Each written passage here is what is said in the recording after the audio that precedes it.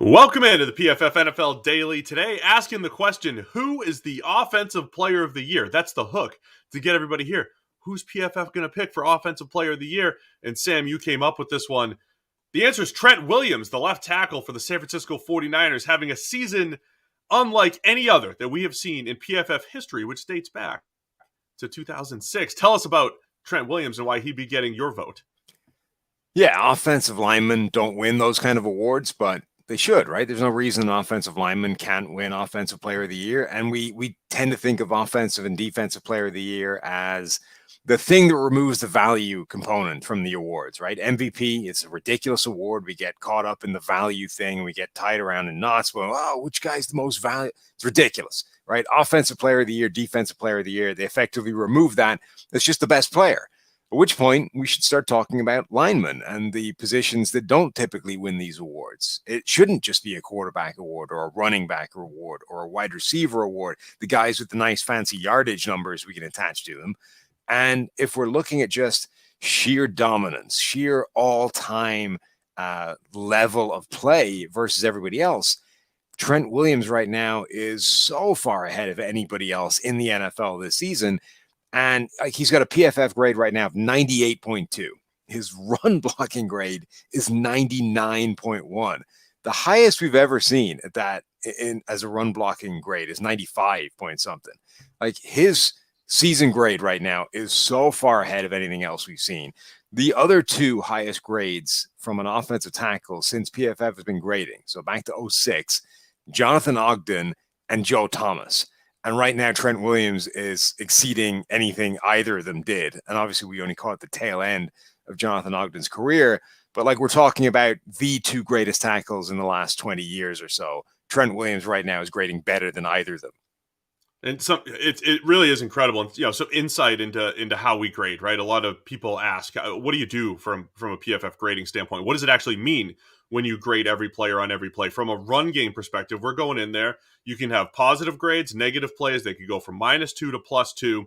And in Trent Williams' case, when we're watching his run blocking tape in particular, the positive grades that he is bringing to the table for this 49ers offense are just incredible. It is every block imaginable. You're talking when they run behind him, reach blocks where he just absolutely owns the edge, creates a massive hole. A lot of times you hear it on broadcasts like, "Oh, run behind this guy, right? Run behind your best guy."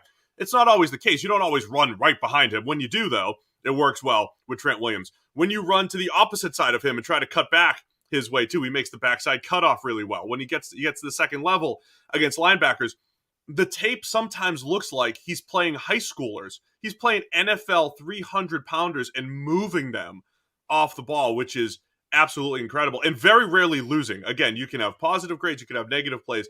Trent Williams is on the good side of both as far as adding value with positives and just avoiding negatively graded run blocks, which is why he has that 99+ run blocking grade so far this season. Yeah, sometimes, PFF grades and offensive line Twitter, the guys that kind of go in there and look at the technique and look at how guys are doing it, it doesn't always gel because, the offensive line guys, they love to see a big mauling offensive lineman that'll create pancake blocks, but sometimes those guys lose a little bit more than you like. And the sort of overall balance of their play doesn't necessarily shake out to what the highlights say it should.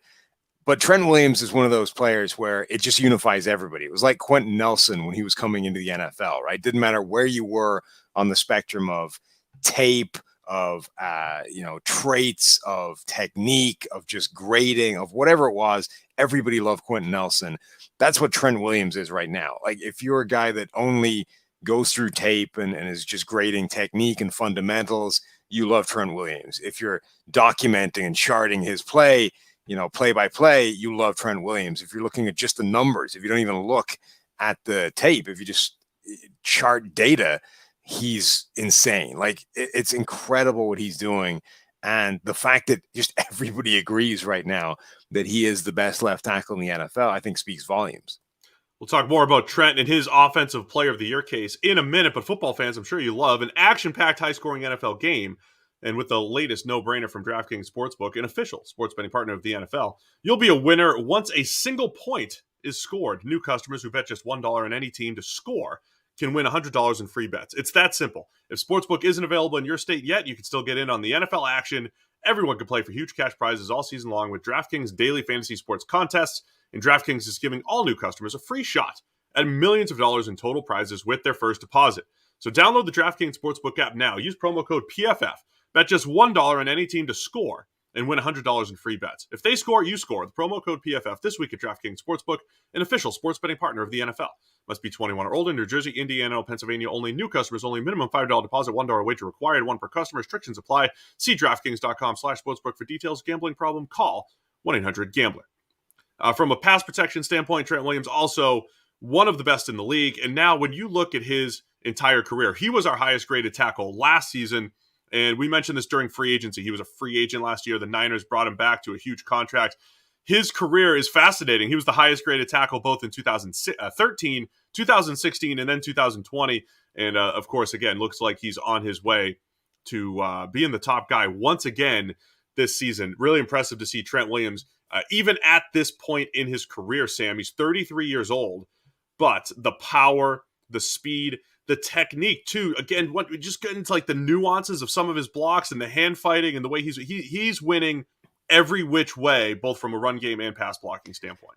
He really is. The power is the thing that's most impressive. But you're right. You shouldn't overlook the technique and the things that he's able to do from a technical standpoint. But when he just makes contact with people right now, it's over. I mean, he is absolutely deleting people in the run game, whether it's caving in an entire side of the line, just down blocking and crushing the entire group, whether it's getting out in space and just locating, locking on to his target and just removing that guy from the play. It's incredible what he's doing right now. And you're right, it looks like high school tape. Like basically any NFL player's high school tape looks the same. It's these super athletes that are playing against guys that are like, me and don't belong on the same field with these people. And it looks like they're physically not the same level of athlete as these NFL players in high school. Trent Williams looks like that right now in the NFL, which is just ridiculous. Like there aren't those people around. Like he is an absolute super athlete compared to, and super, strength type of human compared to the people he's blocking right now. It's incredible to look at. All right, so I think we've stated our case, Sam, and I know we've got millions and millions of listeners here in the PFF NFL Daily. We're going to influence them, but how do we influence the voters? How do we actually make this a thing? Obviously, PFF in the last 10 plus years has become a much bigger voice in all of these conversations. You used to just evaluate offensive linemen by games started and whether or not the league seemed to like them. Now we actually have some numbers to put to evaluating these players. How do we get someone like Trent Williams, in the Offensive Player of the Year conversation? Do you think it'll ever actually happen?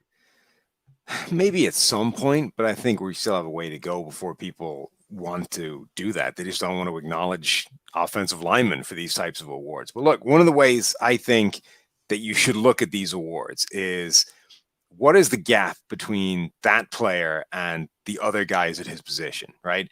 Devontae Adams, people think that Devontae Adams is the best wide receiver in the NFL, and I think there's a good argument that he is. But right now, Cooper Kupp has more targets, more yards, more catches, more touchdowns, twice the number of touchdowns, in fact. So even the guy who you think is the best wide receiver in the NFL, there's another guy right behind him who is better across all the numbers, right? And you could easily make the case that Cooper Kupp is a better receiver this year than Devontae Adams. Similarly, like pick a position along the offense. You can find a guy that's right there with the top guy. Quarterback, there's no clear-cut number one quarterback this year. Running back, it was Derrick Henry, but Derrick Henry's gone down. So now you're left with a guy like Trent Williams. There really isn't another tackle like in his stratosphere. I mean, Tyron Smith was having the best season he's had in half a decade. Obviously, he's missed a couple of games, but even Tyron Smith is not in the same ballpark as what Trent Williams is doing right now. And those are the only two guys at the tackle position that have a grade above 90. And Trent Williams is at 98. Like he's in a different world to everybody else. It's also a unique year. I had to look up who Offensive Player of the Year was last year because remember, we did this show saying it should have been Travis Kelce. He was breaking all the tight end records. It was actually Derrick Henry. But in both cases, you have Derrick Henry last year with a 2,000-yard season. You understand why the voters might go that way, or you understand why they might go for a Travis Kelce who is breaking every tight end record. You don't really have that this year. To your Right. point, there's really not a standout at any given position except at offensive tackle. So, all of you AP voters, all 50 of you voting on Offensive Player of the Year, this is where you got to be listening. PFF, the grades for Trent Williams. If he keeps it up, he should be Offensive Player of the Year. It's a PFF